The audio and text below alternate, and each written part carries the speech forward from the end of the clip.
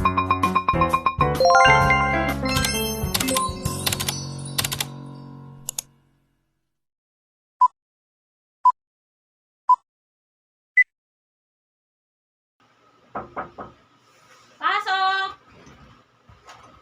Hi, busy ka ba? Hindi naman, bakit? Can I talk you about something that has been bothering me? Ano ba yung bumabother sa'yo na yan? So ako at ang girlfriend ko kasi, 6 months na ngayon.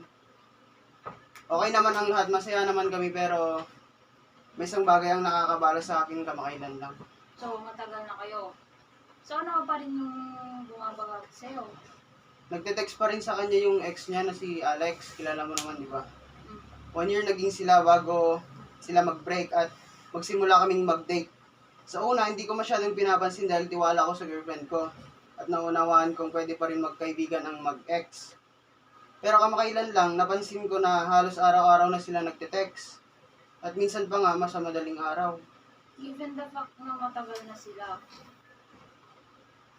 nag-uusap pa rin sila. Hindi naman sa pinag-overthink kita, pero araw-araw, gabi-gabi. Pero mas mabuting siyang kausapin mo about dyan para mapag-usapan nyo ng mabuti. Binanggit ko nga ito sa girlfriend ko kaso siya pa yung nagalit.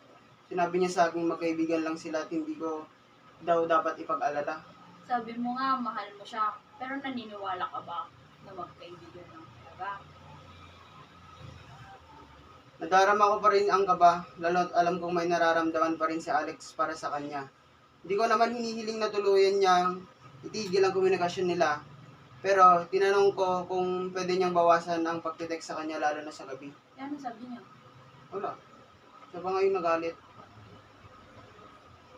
Nagalit siya at binabash ako. Sinabing kontrolado at siloso ako. Sinabi niya na dapat ko siyang pagkatiwalaan at ginagawa ko lang daw malaki ang issue. Pinapalaki ko lang daw yung issue. Pero hindi ko mapigilang mag-isip na may karapatan akong mag-alala tungkol dito. Ako ba yung gago para paghingi ko sa girlfriend ko na itigil ang pagtitext sa kanyang ex? To be honest, hindi nakagago sa part na yun. Kasi may karapatan ka. Kasi matagal na kayo, matagal na rin silang wala. Pero nandun na tayo eh. Kailangan mo pa rin siyang kausapin ng mabuti. Kailangan mong pausapan yan.